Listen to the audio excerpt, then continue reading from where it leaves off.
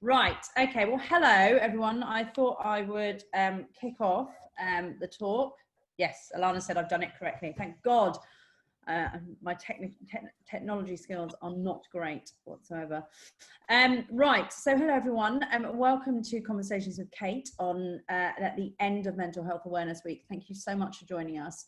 As we know, the topic, the theme for Mental Health Awareness Week this year has been around kindness, and certainly I think we're going to dig into the kind of why that changed later on.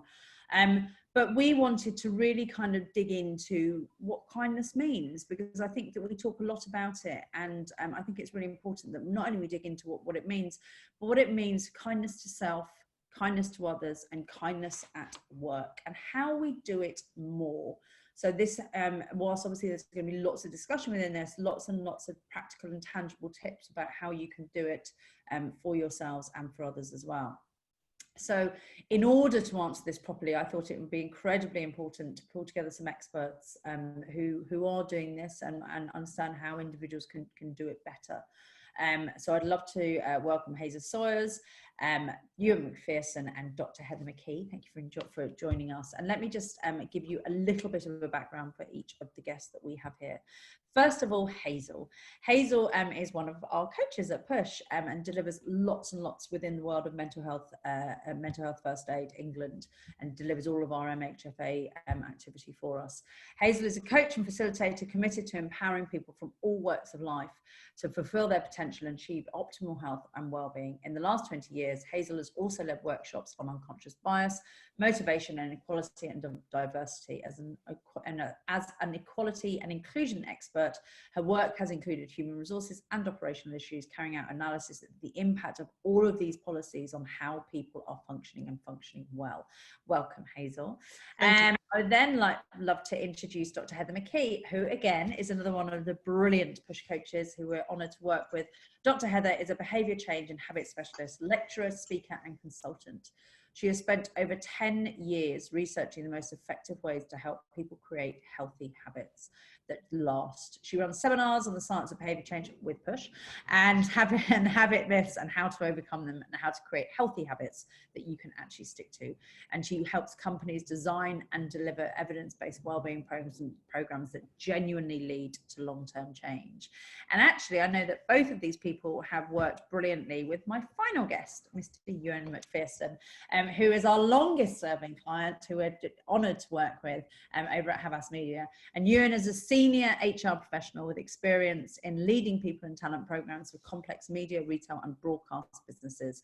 Since joining Havas back in 2014, Ewan has successfully led the reorganisation, transition and realignment of the group's operating model, as well as spearheading a number of cultural change, diversity and inclusion initiatives across the wider Havas network, of which we at Push are obviously part of their Havas Equalise programme, and we're very, very honoured to be so. So welcome all of you, these talented bunch that I have in front of me. So first and foremost, what I would love to do is just talk a little bit about why do this webinar today, and kind of why kindness.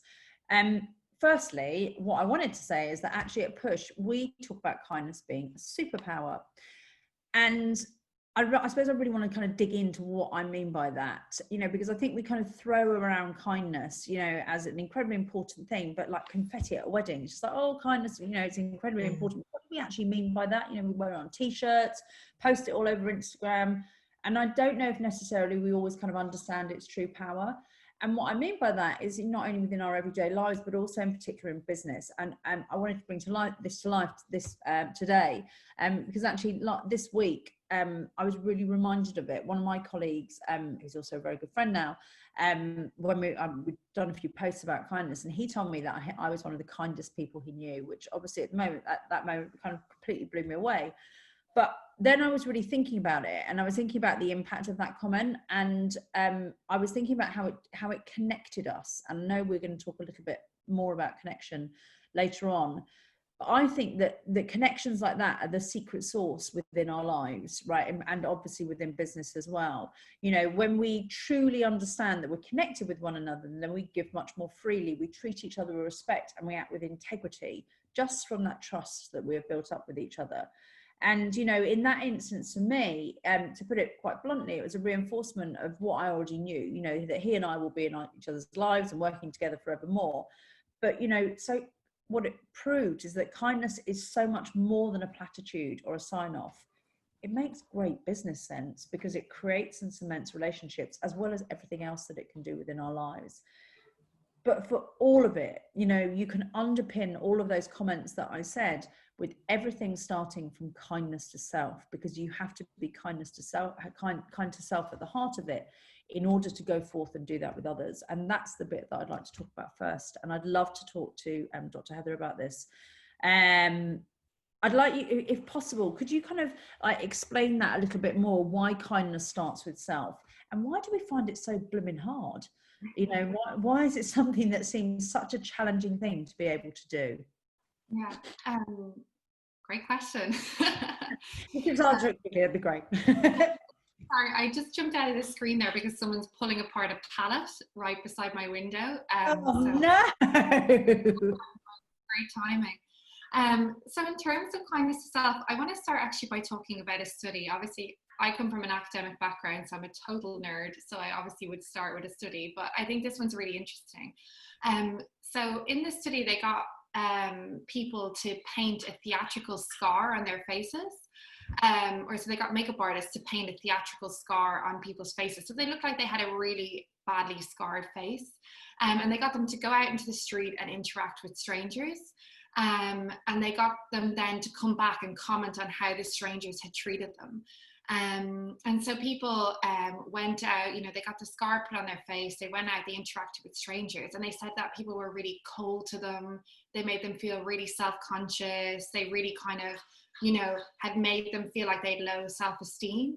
Now, the people that were the strangers were actually research assistants that were trained to act in a neutral way. So they were trained to not show any emotion or to treat anyone differently, whether or not they had something on their face.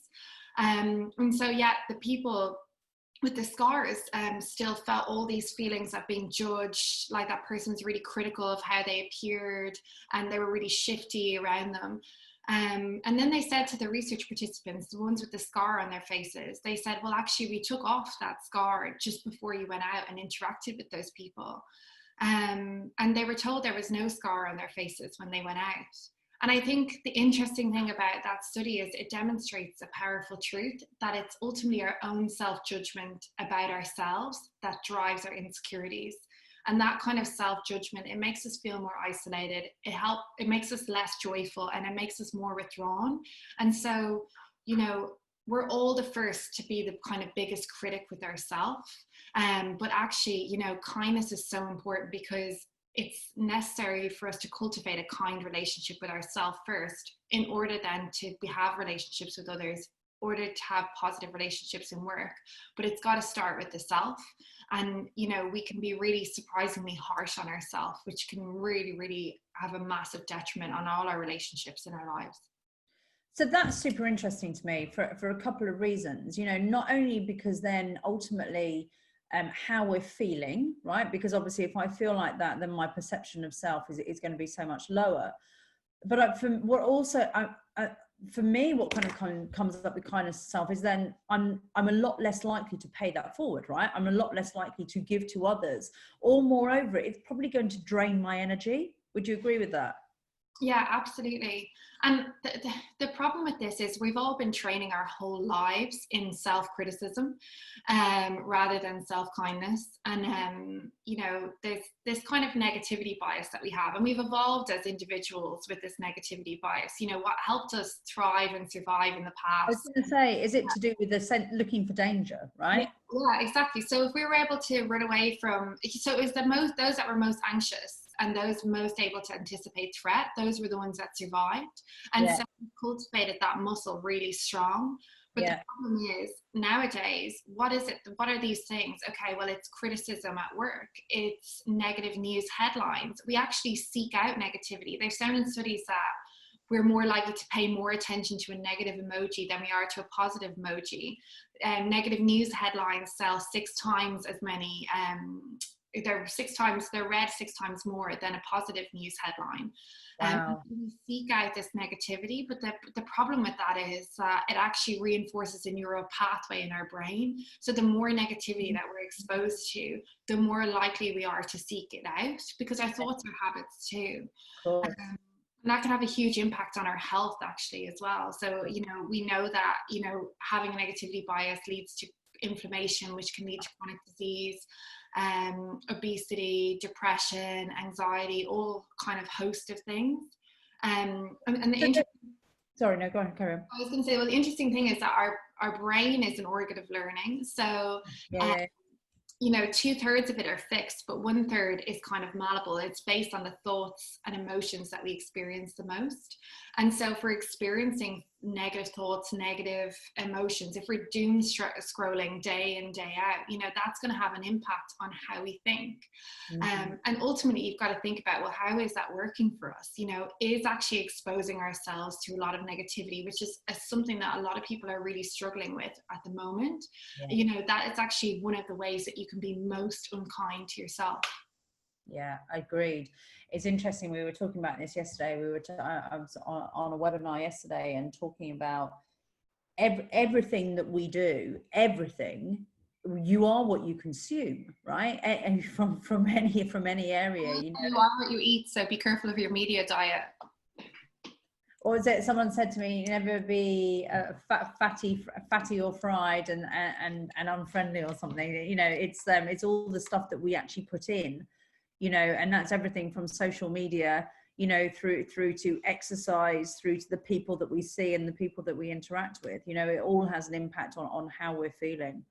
That's super interesting. And I love that stuff about, actually how, the brain is 2/3 fixed and 1/3 malleable. And actually we've got to get super conscious about then how we're shaping that. Yeah. So what kind of things can we be doing? Because I'm becoming so aware, and we talk about this so much around the thoughts that we're having aren't always, of course, true, and actually, I suppose one of the challenges being is that, that constant kind of looking for danger, actually, we can start replaying out stuff that's either happened or thinking about stuff that's coming up in the future and viewing that with a negative bias, to which serves us absolutely no purpose. What are your thoughts on that? And moreover, how can we get better at managing that stuff? Well, I suppose to start with the good news. The good news is that if our brains are 1/3 fixed and they're based on the thoughts and the feelings we experience the most, if we turn to positivity, if we turn to positive thoughts, then we can strengthen our immune system, prevent long-term illness, prevent mental health issues. And as well, they've shown in studies that we can hardwire our brains towards positivity by having through repetition. So we can create this neurological feedback loop, and we can create this positivity bias, but it's all through kind of taking daily action, exactly like you said, Cate, to actually try and reframe the positive. Yeah. One exercise that I get people to do often is set aside some worry time. As we kind of go throughout our day, there'll be various things that we'll worry about that will kind of throw us off track or whatever else. And I always say to people, like I have on a notepad, I put to one side, kind of ruminating thoughts or whatever else it is. And I say, okay, well, just like any task you would in work, let's park that, and we'll come back to that and give it the time and attention that it needs.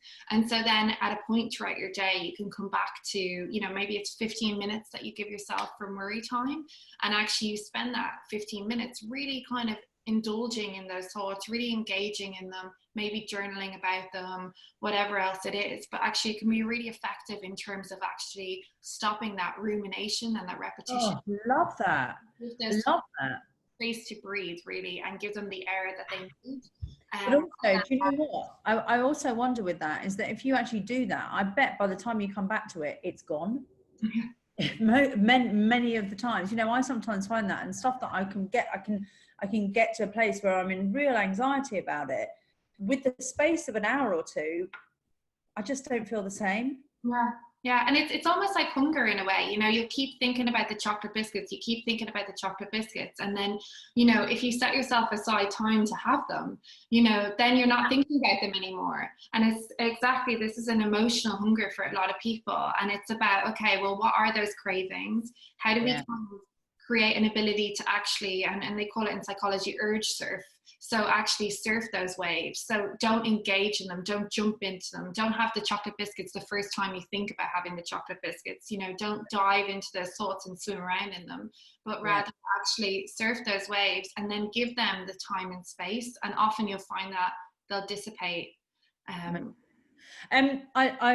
Oh my God, this stuff is absolute music to my ears. And I think this habit that you're talking about now, because I think a lot of it, in particular in thinking about how we can manage our thinking and thinking about how we can be kinder to self. I mean, I don't know whether or not you agree with this.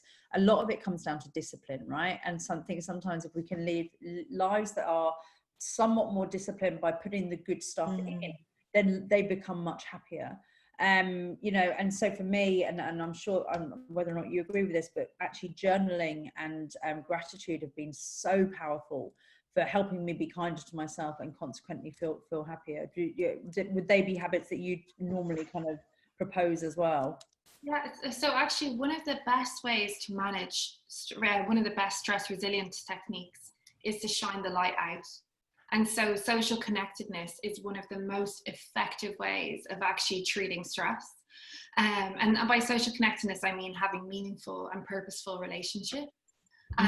One way to foster gratitude is to connect with or one way that you can foster that social connectedness is through gratitude with yourself, but also being grateful for what others do for you as well. Yes. And they've shown time and time again in studies that actually being grateful for things that you've done for yourself and shining the light out and being grateful for others, it helps you build that stress resilience, especially in times like now. And what I love about gratitude is it's a strengths focus, and we're so quick, you know, our best question in an interview is what are my biggest weaknesses, but our hardest question to answer is what are my strengths. And I think that one of the primary things, and especially people that are going through a hard time right now, one of the primary things that I would urge you to do is tune into your strengths. Tune into what you know that you're good at. Tune into what is good about you and be grateful for that. Because the problem is when we're not confident in knowing what our strengths are, we don't actually mobilize them. We don't utilize them. We don't engage with them. And a way to do that is quite simple. Look at situations you've handled in the past. Ask yourself what you've done well. You know, a way that you can kind of have gratitude around your strengths is ask yourself, well, what strengths did I show today? Maybe you showed particular strengths as a parent. Maybe you showed particular strengths as a colleague, as a friend, whatever else. But actually, it's a really useful way. And in my talk with Havas, actually, I got people to create a strengths tree. So I got them to draw the branches of a tree, and on each of the leaves write one of their strengths. And the premise behind it is, you know, you add a strength maybe every week, you know, once you start to notice it, but it's training your brain to attend to that positivity. It's training your brain to attend to that resilience. And it's also helping you know what's good about you, because if you don't know what strengths you have, you take other people's criticism to be true, you take other people's unkindness to be true, and you take your own harsh criticism and unkindness to be true. And so it's really, really important, especially at a time like now, to actually focus on your strengths. And gratitude really is an exercise that really helps you kind of cultivate those strengths and focus on those strengths in terms of kindness to self, but then also shining that light out and actually being kind to others and grateful for their support too.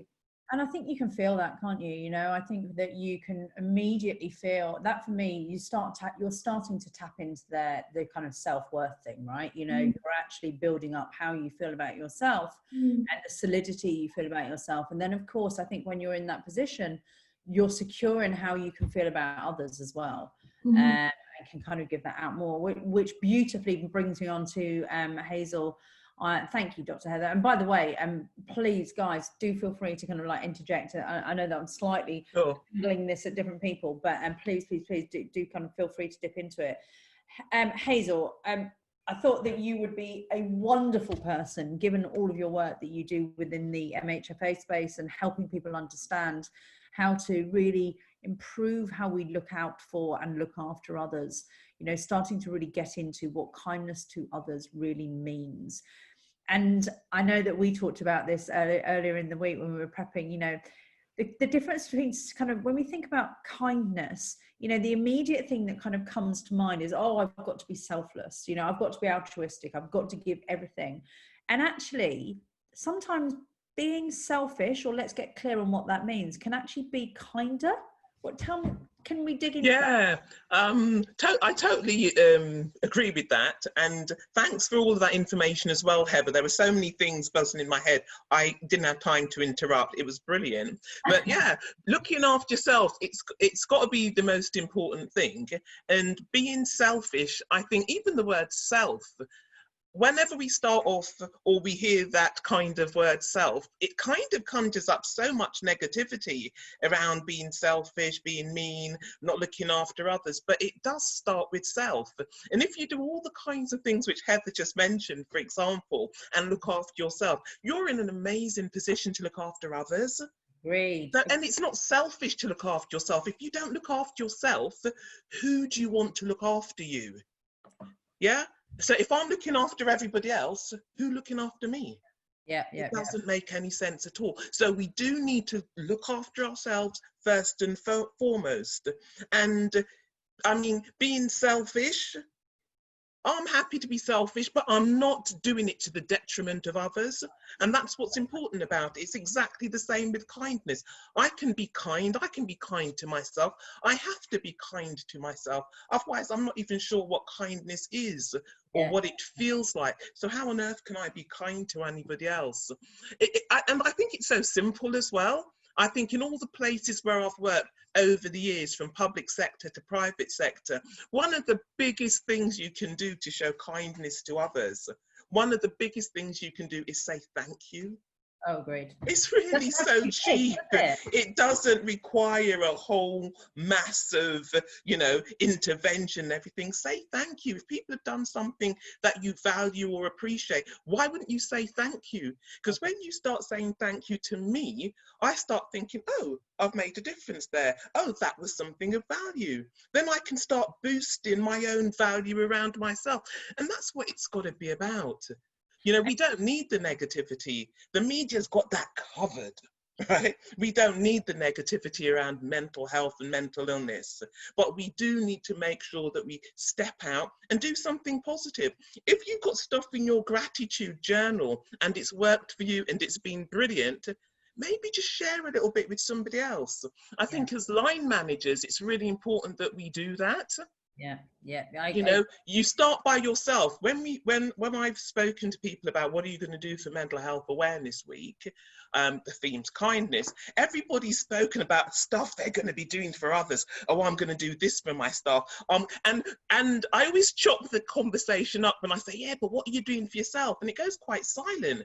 And people think, oh yeah, oh, I didn't think of that. And it doesn't have to be massive. You don't have to change the world. Well, not all today anyway, but just do something small. Just do something that makes you feel good about yourself, because it's energy. Yeah. What did you say? Kindness is, what was it you said about kindness? Kindness is, because I was saying it's like an essential. A superpower. It's a superpower. And then I said it's a superfood, right? Because if you feed yourself kindness, you're onto a winner. And then it goes back to all that stuff which Heather was saying about that muscle memory. You do it often enough, it'll be like your position where you fall back to. I mean, I've got people around me who love themselves enough to wear t-shirts which say, I've got an attitude of gratitude. I'm too blessed to be stressed. I mean, and they believe it, and it seems to work for them. If that works for you, get on with it. We are all individuals. We're all unique. We will all bring something different to the table. Value yourself and just bring it as you come in. I love that. And I just, you know, there's a couple of things that kind of came out for that within that conversation for me. The first thing is about knowing self, understanding what you need, right? And being what you need to take and what you can put out, right? So there's something like, I have to do this, right? So there's a difference between have and want. I have to do this in order to be me at my best. And then I think the crucial thing with all of this is communication, right? Communication with self, and then how we communicate it with others. You know, boundary setting is such an important thing. Knowing myself well enough to understand what it is that I need, and then I can feel confident enough to communicate that with others. Because sometimes I think we don't, and then we get blooming resentful about it, and that's a whole new emotion that's kind of coming in. What do you think? Do you think that's true? I think it is very true. Knowing what you need and knowing how to ask for what you need. And if you're not used to it, and I think some of us are very stiff upper lip British, right? We don't always ask for what we need. But you know what? Get a mirror and start practicing it. Just start practicing it. Get the words, get used to saying it. Because once you're saying it, then you don't feel so bad asking somebody else what it is they need. And because we're all so different, we've got to listen more. We've got to have those communication situations where actually we're just encouraging people to talk so that we can find out a little bit more about them, so we can be more supportive to them. Because what I might need, I mean, the other thing I do is lots of stuff around motivational mapping. You know, if I know what motivates me, then I'm in a better position to get what I need, and also to find the language which helps me talk about what motivates me. Because sometimes we just don't have the words, we don't know what to say. And do you know what? And I think you beautifully hit on a point there, you know, and I know that this is kind of part, obviously, of the Mental Health First Aid England work, just asking how someone is, asking, are you okay? Because I think we have spent tens, if not hundreds of years of asking people if they're okay, but not genuinely wanting to know the answer, and certainly not feeling comfortable about giving the true answer. You know? So we've got to get better at that as a starting point. And we certainly do. I remember when those big burger companies came here and they said things like, have a nice day. And your kind of almost automatic response was just going to want to just slap somebody down. Just, how dare you? No, actually, somebody's just said, have a nice day. And why wouldn't you want to have a nice day? It's just like, calm down and just kind of appreciate and value what's happening around you. It's not that complex, I think, is what this kindness stuff is. It is all so simple. Ask a child. It is. And that's part of the problem, isn't it? As we grow up, as we get older, these things, we start having our own kind of like embarrassments, I'm not quite sure, or our own opinions around these things, and we build up in our brains. And actually, we've just got to strip it back and get back to the really simple model of, it's just about being kind, you know? And a lot of the time it's, you know, just assuming the best within a situation rather than the worst, because as, you know, Dr. Heather pointed out, our brains can go to the worst, and it just ain't always true. And, you know, and I think that the point being is that we all have a responsibility to start doing this, because kindness is contagious, right? You know, exactly as I said, when I got that comment earlier in the week, it immediately fueled how I was, not only how I was feeling, but then as I wanted to put that out more. And you and, you know, and guys, again, please do chip into this, because you both work a lot with organizations as well. You and we talk a lot about kindness being contagious, and you know, and I think obviously we both believe that it's an incredibly important part within a business. Businesses aren't really known for it, are they? Businesses aren't, but you know, there's an assumption that if you're kind, you might be a bit of a pushover, or you know, there's an importance of kind of having a much more professional and kindness but good business sense and kindness don't seem to go hand in hand, or they haven't as yet so far. Does that make sense to you? Do you think that's something that you specifically have to overcome? And certainly it's something I think it's interesting. I think it's interesting, Hazel saying, you know, the have a nice day analogy, and people finding issue with that, and you know, you saying it's not complicated, right? And I think most things are not complicated, but as a human race, we are obsessed with overcomplicating everything all the time. You know, and I'm deeply uncomfortable by you introducing me as an expert, by the way. But I think if anything, from an HR, I think the best way that you could possibly describe a really good HR practitioner would be an expert in common sense.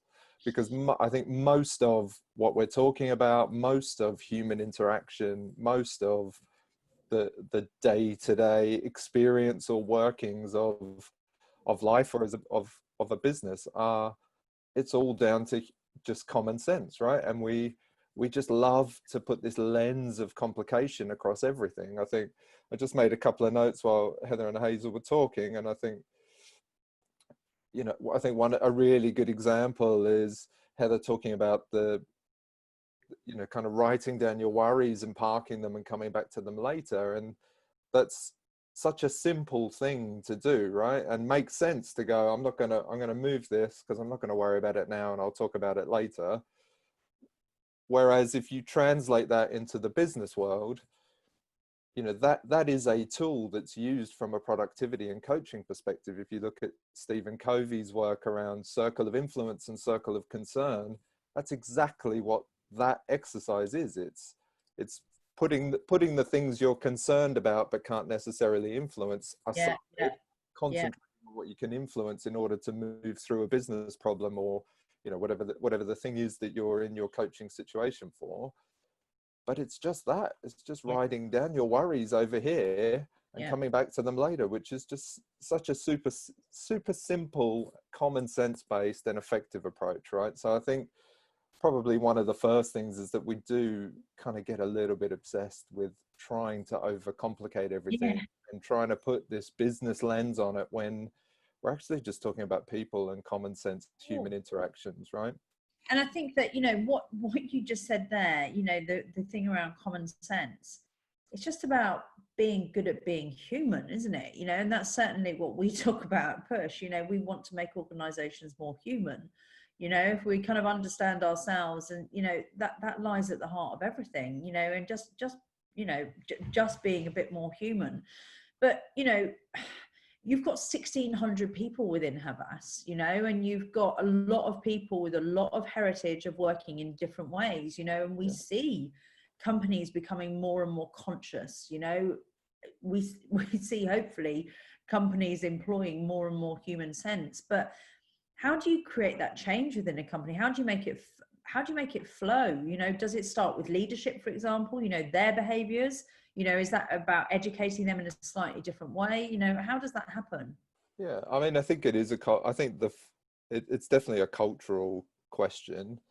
And for me, there are two kind of main elements to that. I think one, picking up on your point, you know, just like we're here for almost everything, it clearly needs to start at the top, right? Because you're role modeling from a top-down type of behavioral element. So I think, yes, it's very much about the behavior of leadership and the example that sets to the rest of the business. Yeah. But I think, and coupled with that, it's also about just the day-to-day experience of what happens around you. It's the climate, isn't it? Climate within the office. It is, and I think that also links into, I think that daily interaction does link back to the role model that leadership sets. But you can also have kind of microcultures within that resist that leadership-driven culture in both positive and negative ways, right? Like, I know you know the classic adage of people don't leave businesses, they leave their managers. Yeah, right. So you can have the most amazing culture, but if your immediate manager or team isn't living and breathing that culture, then it can, you know, that microcosm can then negatively resist that wider culture a bit. But the opposite's true as well, right? So whilst and you have a really tight team. Behavior of leadership does largely drive your culture, you can also have, if that's a negative one, you can also have pockets of positivity that resist that too. So I think it's got to be a combination of those two things together. And I think it really is just linking together everything that we've already heard. So I think it's really about four things for me. So I think one is about creating this culture of permission. So I think giving permission through leading by example, to your point. I think, like Hazel, you were saying, you know, how you can't really look after others if you're not looking after yourself or prioritizing yourself. So I think as a leader, you need to, again, from that kind of business perspective of overcomplicating things, it's easy to get into a mindset as a leader of a business or a manager that you have to put on this front of leadership, or you have to, you know, you have to show up in a way that is maybe not true to yourself, or putting on, you know, externalizing this perception that you think you should be, right? So I think there's this bit about being selfish. Completely agree. It's not a bad thing providing it's not at the expense of others, right? But and I think if you you know, if you optically are demonstrating to your teams and to your business that you are looking after yourself and prioritizing yourself, that sets an amazing example for everybody else from a cultural perspective. Yeah, no, I agree. And I think, you know, leading back to that, the kind of the worry log or the circle of concern, Stephen Covey's work, you know, I think you can help others to do the same within your team by using tools like that from a day-to-day coaching perspective, you know, as taking a leadership versus a directive approach. I agree. And I think actually, you know, whereas we can think that sometimes, you know, a brilliant, you know, if you're too kind as a leader, you're a pushover, right? Actually, I think it's quite the opposite. And I think you said it earlier, Hazel, about actually kindness can make you a brilliant leader, right? Because you understand what motivates other people. I do think though, I think what's quite interesting, and I think you're absolutely right, Ewan, you know, not only is there something in the kind of understanding self, but then also understanding, you know, how you can share this stuff with people in your team, like the coaching model, for example, rather than that more kind of dictatorial approach. But, you know, sometimes, but then we can go to the opposite side of it, you know, and I'd love to touch on this. You know, if kindness can, and I'd love all of your opinions on this, you know, can kindness ever be toxic, right? You know, be that within a company, or, you know, or for self, or just dealing in others. You know, one thing that kind of comes up for me, and I think you touched on it, Ewan, you know, the point that maybe if it goes too far, you're not necessarily, in order to be kind to others and kind consistently, you're not necessarily being authentic to self. What do you guys think about that? You mean like if you're generally an unkind person and you're just faking it? I think probably that's more damaging to yourself than anything else, because that's a pretty hard act to keep up for a long period of time. It's the happy no matter what, isn't it? And it's the scared to be honest. That's probably what it means. Yeah, well, that's interesting though, isn't it? Because I think one of the cultural bits that I would call out is about transparency, quote unquote. But I think to that point, like being open and honest is a kindness, right? So to both yourself, but also within your team. So I think people, you know, especially in my profession, like time and time again, we find that people or managers are scared of giving negative feedback, or or at worst they misconstrue it as needing to be cruel to be kind, you know, quote unquote. And it's not about cruelty, but I think giving and receiving feedback delivered in the right way, which is key. But I think that's an important part of building trust, and absolutely, and it is a kindness in that respect. So I think from a toxicity perspective, it's all, I don't think, like, positivity can only beget positivity. I don't think it works the other way. I totally agree with you there. The other thing I was going to say about being yourself is that leadership can come from all areas in the organization, and it's really important that people don't keep on assuming that leaders are somewhere up there, because you've got people who have natural leadership skills who will be working in your reception or will be your porter, right? And there are other people who have jobs which make them leaders, who actually, maybe they're just good at something and never really want to do that anyway. So somewhere along the line, we've got to be fair to everybody and make sure that everybody can bring their true self to the organization. Then you'll see really positive impacts long term. I don't know if you've got any research which proves that, Heather, but it's kind of like what I've seen. Not off the top of my head, but I think what you said there, Hazel, really resonated with me about, and you touched on it as well. It's about knowing yourself, and like this goes back to actually cultivating this understanding of yourself, or this relationship, or this personal connection with yourself, and knowing, like, you know, like I think when we tend to be most unkind to ourselves, is often when we're missing that understanding of ourselves. And if we can be more understanding with ourselves, you know, and often in meditation, you know, they do this loving kindness meditation where, you know, you talk to yourself like you would talk to a child, but in a really caring and loving way, you know, and it's so important in terms of a workplace as well. You know, if you're kind of saying, well, this isn't right, and this assignment isn't good, and this project isn't good, and I didn't manage this team well, again, it comes back to, if you're just going to criticize yourself, you're going to actually impede your motivation, impede your progress. And actually, they've shown a lot in studies that actually the people that are the most self-kind, the people that can understand their own personal strengths and actually lean into those are the people that go further, faster, are more successful, are better leaders, are more sensitive to their team's needs, and they see strengths in other people as well. Because if you can see your own strengths first, you're much more likely to then spot strengths in your team and other people and play into that. So true. And there's a great quote from, I can't remember his name, a chap who was I think a bit of a evangelistic motivational speaker in the 50s, I think he was, but it was an amazing, I'm not a big quote guy, but this one particularly sits with me all the time. But it's like, it's not who you are that holds you back, it's who you think you're not. And I think that really sums that up.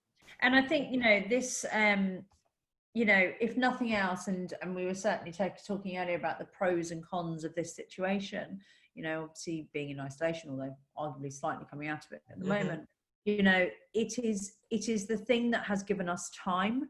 And I suppose what I mean by that, you know, I said this stat earlier on, which slightly blew me away. I heard it on a podcast, Jay Shetty's podcast this morning, about how people were given the choice between either sitting with their thoughts, the thoughts in their own head for 15 minutes, or having an electric shock. And 30% of women said that they prefer to have the electric shock. 60% of men said that they would prefer to have the electric shock. You know, and I suppose I'm just like, wow, I mean, that slightly blows my mind, right? You know, that actually, rather than kind of like sitting with those thoughts, feeling them coming up and experiencing them and getting to know ourselves better, we'd prefer to have that pain, that physical pain, as you said, Dr. Heather, rather than mental pain or emotional pain. And you know, I think that in this time, whilst I'm not suggesting that we get to a place of beating ourselves up if we don't do this stuff, actually having the opportunity to have a little bit of a self-audit of kind of understanding ourselves a little bit better, you know, and who we are and what motivates us, and how potentially any changes that we want to make to ourselves and in this world. This is a really powerful time for doing that, because I'm telling you now, you know, one of the things that I heard time and time again at the beginning of all of this happening was, I wish I'd done that. I wish I'd done that. I wish you know, be it that I'd changed a job, be it that I'd had some savings, be it that I'd done, you know, some kind of personal development or whatever it might have been. And we're being given that time. We're being given that time to actually spend time with ourselves and working out maybe where we want to go. And we need to use that valuably. So, you know, I suppose if nothing else was to come from either, you know, Mental Health Awareness Week, and I know for a fact you guys will agree with this, is a wonderful thing for raising awareness, but it's not just 1 week, right? And if I don't know anything else, and Jeff McDonald, another one of our speakers, said this yesterday in the webinar we were in, the one thing about what's happened with isolation and COVID is that it has democratized the awareness of mental health to everyone. Right, we are all suddenly very aware of our mental health. It's not something that we can sweep under the carpet. And being kind to self, you know, actually stepping into that a little bit and understanding ourselves better is a brilliant way for doing that. I'm very aware of time, and we have flown through this as I knew that we would. If anyone has any other questions, would they please pop them into the chat now, or into the Q&A, and I will be asking our guests them for excuse me, for sure. But in the meantime, I wonder if I could ask what each of our guests to maybe think about one thing that they would maybe share as a excuse me, a thing to do. Excuse me, that doesn't sound good, does it? One thing that we could each do after this, an immediate thing that we could each do after this, to think about how we could be kinder to self, how we could be kinder to others, how we could be kinder within our teams and in our organizations. Would any one of you like to start? I'm very slightly putting you on the spot. I'm realizing that I didn't actually brief you on this. Okay. I'll start. Just because I was thinking there when you were talking about it, Kate, you know, when people think about, this is again to self, but when you're talking about, you know, like people have so many to-do lists, and, I want to learn a language, read War and Peace, and like all of these things by the time I get out of lockdown. And one thing I would say to you or urge you to do is, you know, as Kate said, you know, it's a reflective time. It's a time to learn more about yourself. And if there's one thing you could learn more about, and besides your strengths, which will come out in this, but is what brings you joy in life. Yes. And I mean that in the terms of, because there's so much noise normally in our life, there's so much other things going on, and this is a unique opportunity where a lot of that has been removed, and we're living a little bit simpler. And right now, when you don't have all those distractions, maybe, and all of those other things going on, you know, it's a perfect time to really kind of get to know yourself and to get to know what brings you joy in life. And what I would say is write a joy list. So just start writing down anything. You know, is it like playing with your dog? Is it reading a nice book? Is it, you know, reading your child a bedtime story at night? You know, start to create a joy list. That's it's kind of like an easy entry level point to actually getting to know yourself better. And then from that, you can move on to strengths and gratitudes and other exercises. But a beautiful exercise, you know, this weekend, even as you go around over the long weekend, you know, think about what you enjoy. Maybe it's walking in the park. Maybe it's, you know, when your other half laughs, whatever it is, you know, maybe it's a really nice pot of coffee, whatever it happens to be. Just tune in and be curious about what brings you joy. And that can really help, you know, so you start to cultivate that relationship with yourself, which can be a beautiful and happy relationship. Wonderful. Amazing. Thank you. That's brilliant. Who would like to go next? Ewan or Hazel? I can. Go on then. I volunteer Ewan. Oh, brilliant. Thanks. That happens to me a lot. Of you? So I think just, I guess, trying to strip it back and from a simple, I think in terms of yourself, I think use like that quote, it's not who you are that holds you back, it's who you think you're not. I think remind yourself of that regularly and kind of call yourself on your own bullshit when you hear that negative self-talk, you know, that kind of stereotypical Native American fable of there's two wolves, the negative and the positive wolf, like which one are you going to feed? Because that's the one that grows bigger, right? You know, so I think just when you hear yourself saying stupid things to yourself, just call yourself out on that. I love the question. Is it true? Is it true? You know, that for me is really brilliant for cutting. Absolutely. And then I think from an others perspective, in terms of how to help others, I think probably two things. One is the gratitude bit, which we're hearing a lot about this week, and we've talked a little bit about. I think again, it can feel really uncomfortable and quite cheesy at first, but just expressing gratitude, like even, you know, the simple thing of saying thank you, right? I don't know if anyone's familiar with Dan Cable, who's a professor at London Business School. He's got a couple of books out, and he's one of those people that you just come away feeling great about life when you spend any time with him. He's like got the most amazing energy, but he tells this story, which I can't remember the full details of, but it's one of gratitude.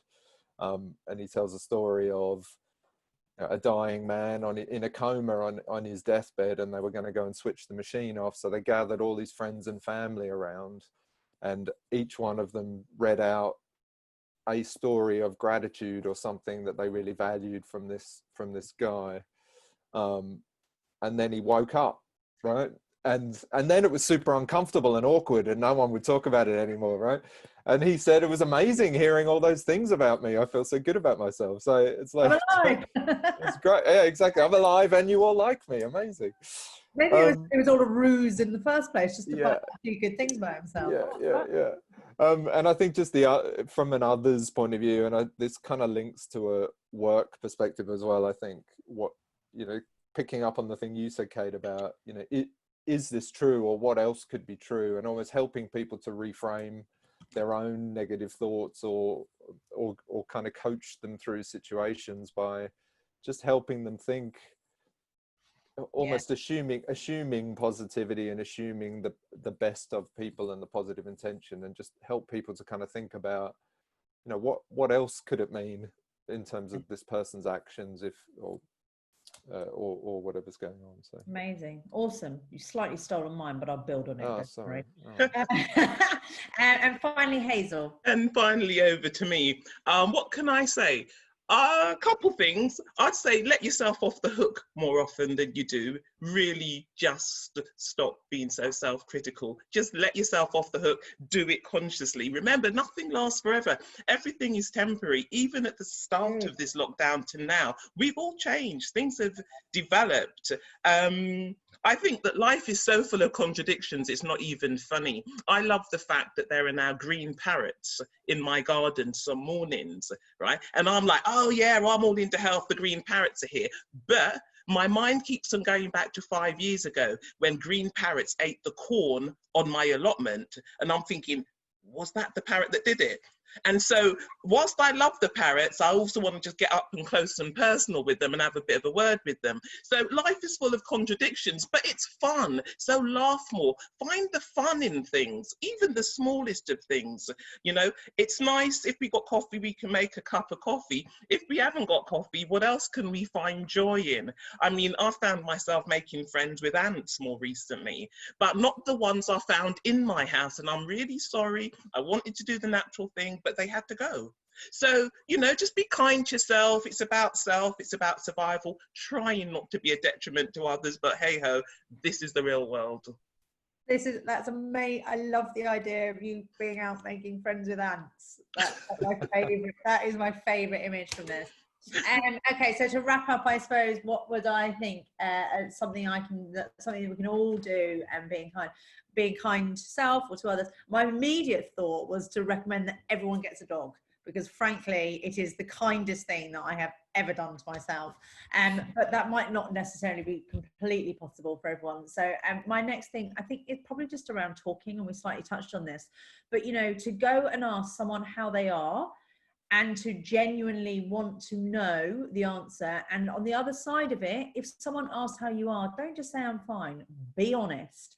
You know, create that conversation. I think I worry sometimes, the greatest worry that I have sometimes is that we spend too much time seeking counsel from one, i.e. ourselves, you know, and the moment that we actually share how we're feeling and get another perspective, because sometimes our perspectives aren't always right, it radically changes how we feel.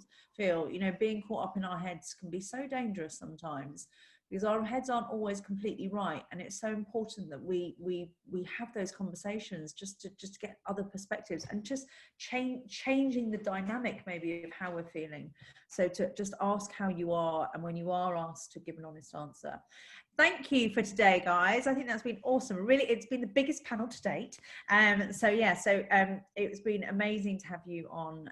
Thank you for being so candid, so honest, so kind in sharing all of your experiences. I really appreciate it. There's not actually going to be a Conversations with Cate next week, because I'm being very kind to myself and I'm having a holiday. Ooh, when I say having a holiday, it's obviously very much a staycation. And when I say staycation, I mean in this flat. But yeah, I'm having some time off, which I'm really looking forward to. So we will be in touch with when the next Conversations with Cate is. I really hope that everyone's got a lot out of Mental Health Awareness Week, and, you know, learned a lot from it. But of course, it doesn't end here. You know, this kind of stuff has got to seep through all of our lives on a daily basis. So let's take those learnings forward with everyone that we meet, not only with ourselves. Thank you, guys. Have a wonderful Friday afternoon, and I look forward to seeing you soon. Take care. Bye.